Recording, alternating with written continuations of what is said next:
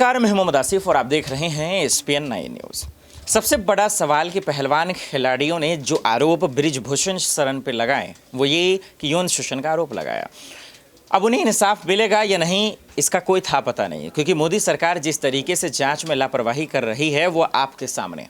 इस मामले को 1 से 2 महीने होने के बावजूद अब तक जांच कमेटी क्या कर रहा है कोई था पता नहीं। लेकिन इन सब के बीच में सबसे तारीफ करने लायक ये है कि इन महिला खिलाड़ियों ने ये हिम्मत की और इतने बड़े गंभीर मामले को सड़कों पर लाकर रख दी। इसके बावजूद मोदी सरकार अब तक इन पर कोई कार्रवाई नहीं कर रहा। फिर सियासत छिड़ना लाजमी है। उसके बाद किस तरीके से बीजेपी बृजभूषण शरण को बचाने की कोशिश कर रही है, इस रिपोर्ट को देखिए और देखकर समझिए। ये बहुत ही खास प्रेस वार्ता है और एक ज्वलंत मुद्दे पर है। और जैसा कि आप देख रहे हैं, मेरे साथ कांग्रेस पार्टी के नेता ही नहीं, वो लोग जिन्होंने भारत का नाम और हिंदुस्तान का परचम खेल के जगत में लहराया है, वो आज इस मंच पर हैं। किसी और कारण से होते तो हमें बड़ा गर्व होता, लेकिन वो आज इस मंच पर हिंदुस्तान के उन खिलाड़ियों की वेदना और उनके दर्द को समझाने के लिए, बताने के लिए और सरकार से सख्त सवाल पूछने के लिए मजबूर है, जिसका जवाब बहुत पहले आ जाना चाहिए था। बहुत कुछ कहने से पहले मेरे साथ मंच पर कृष्णा पूनिया जी हैं, जो भारत की पहली वुमेन एथलीट हैं, जिन्होंने गोल्ड जीता था इन track and field event, Arjun awardee हैं, पद्मश्री हैं। और मेरे बाएं पर मेरे भाई और विजेंद्र सिंह हैं, ओलंपियन हैं और तगड़े मुद्दों पे हमेशा अपना मत देते हैं और साथ में खिलाड़ियों के खड़े रहते हैं। इससे पहले कि मैं इन दोनों लोगों को मंच दूं, मैं एक बात जरूर पूछना चाहती हूं। 72 घंटे से ऊपर हो गए और जिसको अंग्रेजी भाषा में अनप्रेसिडेंटेड कहा जाता है, ऐसा पहले कभी नहीं हुआ कि the most decorated athletes of Indian sports stars, जिनकी विश्व में जिन्होंने भारत का परचम लहराया, वो बेटियां जो शेरनियों की तरह दहाड़ती हैं दंगल में, कुश्ती की रिंग में, आज जंतर मंतर पर बैठकर जब उनकी आंखों से आंसू निकलता है तो सरकार की यह खामोशी अपने आप में निंदनीय ही नहीं, अपने आप में और बहुत गंभीर और गहरे सवाल खड़ा करती है। क्योंकि कटघरे और सवालों के घेरे में रेसलिंग फेडरेशन ऑफ इंडिया के चीफ, भाजपा के सांसद बृजभूषण सिंह जरूर हैं, लेकिन उससे ज्यादा आज कटघरे में प्रधानमंत्री मोदी खड़े हैं। और ये मैं बिना रीजन के नहीं बोल रही हूं, ये एक पैटर्न है।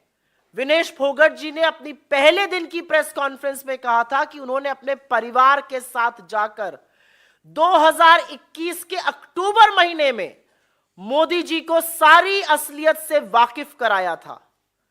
उन्होंने सच बताया था और अपनी जान पर होने वाले हमले का अंदेशा भी जाहिर किया था। और मोदी जी ने कहा था नहीं नहीं, तुम्हें कुछ नहीं होगा।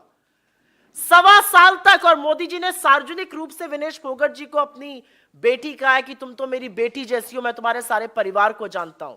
तो आज सवाल यह है कि जब एक महिला एथलीट और डेकोरेटेड महिला एथलीट इस देश के प्रधानमंत्री के पास जाकर फेडरेशन में हो रहे यौन शोषण और कुकृत्यों के बारे में अक्टूबर महीने में बताती है, तो 1.25 साल तक मोदी जी ने क्या किया और वो इस पर चुप क्यों रहे?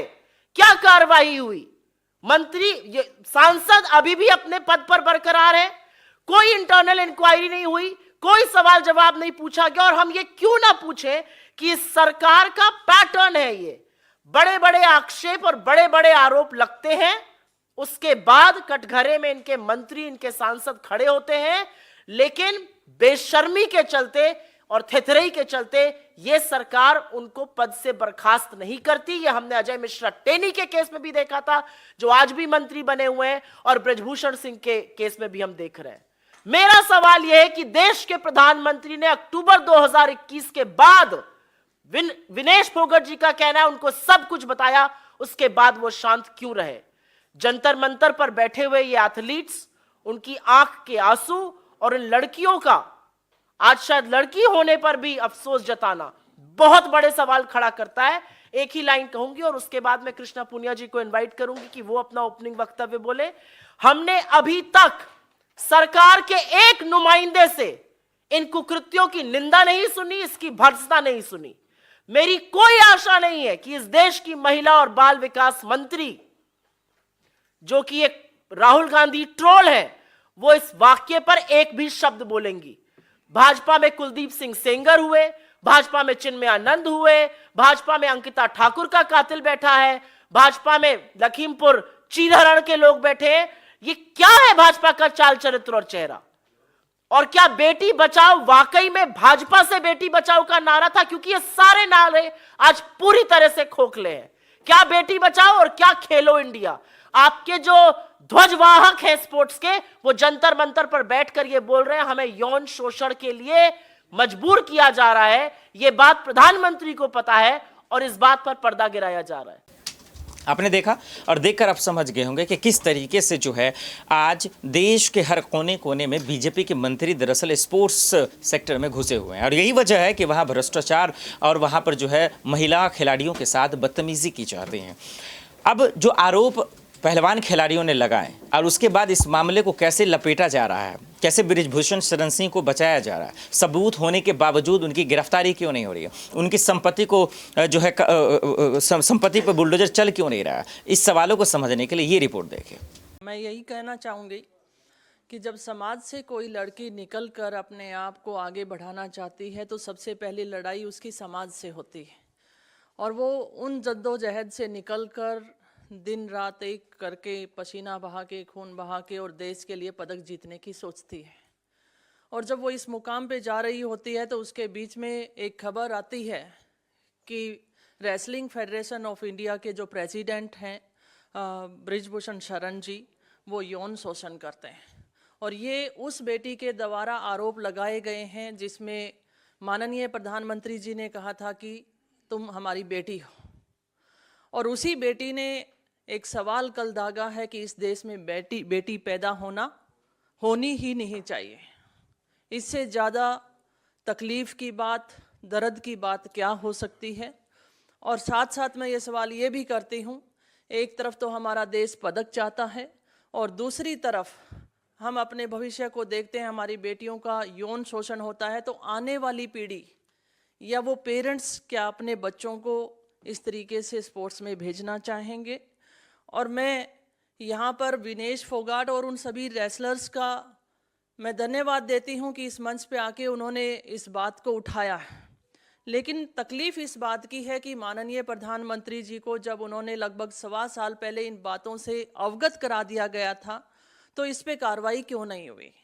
और जैसा कि सुप्रिया जी ने कहा कि 72 घंटे के बाद भी ये शर्मनाक बात सड़कों पे अभी तक चल रही है, लेकिन बीजेपी के नेताओं के द्वारा कोई ऐसा स्टेप नहीं उठाया गया। और सुप्रिया जी, आपको ध्यान दिलाना चाहूँगी कि हरियाणा के मंत्री के द्वारा भी एक लड़की के साथ इसी तरीके से कुकृत्य की बात आई थी और उस लड़की ने भी अभी लगभग मेरे ख्याल से 1.5 महीना ही हुआ होगा ज़्यादा से ज़्यादा, और वो बात वहीं पे स्टॉप हो गई है। तो क्या यही हालात इन रेसलर्स के साथ भी होने वाला है या आने वाली हमारी एथलीट्स के साथ होने वाला है?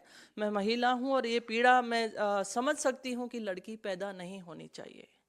ये कितनी बड़ी बात हमारी एथलीट्स ने कही है और मैं उन दिनों को याद भी करती हूं जब हम मेडल जीत कर लेकर आते हैं, तब हमें हमारे साथ हर कोई फ़ोटो खिंचवाने के लिए तैयार होता है, बेटी बनाने को तैयार होता है। जब हमारी बेटियों का चीरहरण किया जाता है तो उसके साथ कोई खड़ा क्यों नहीं होता है? और साथ साथ बेटी बचाओ बेटी पढ़ाओ ये नारा है और इस नारे को तीर तीर तार तार कर चुके बीजेपी के नेता, मैं यही कहना चाहूँगी कि इन नेताओं से बचाने की ज़रूरत है।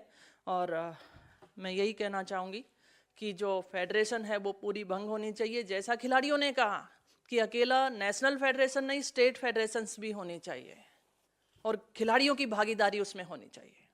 आपने दोनों रिपोर्ट देखा और दोनों रिपोर्ट देखकर आप समझ गए होंगे कि दरअसल देश की बेटियों के साथ मोदी सरकार मजाक बनाकर रखती है, क्योंकि जो आरोप लगे बहुत संगीन है। कमेटी बना दी गई, लेकिन इसके बावजूद भी अब तक क्या हुए कोई था पता नहीं है। अब देखना यही होगा कि हालांकि तमाम पहलवान खिलाड़ी, चाहे साक्षी मलिक हों या फिर विनेश फोगाटो, ये तमाम लोग यही कह रहे हैं कि हमारे साथ धोखा हुआ है, हमारे साथ जो आश्वासन दिया गया उसका मजाक बनाया गया। अब ऐसे हालात में देखना पड़ेगा कि क्या मोदी सरकार उन्हें इंसाफ दिला पाएगा। आज कल इतना ही, मुझे दीजिए इजाजत। आप देखते रहे स्पेन आई न्यूज़। नमस्कार।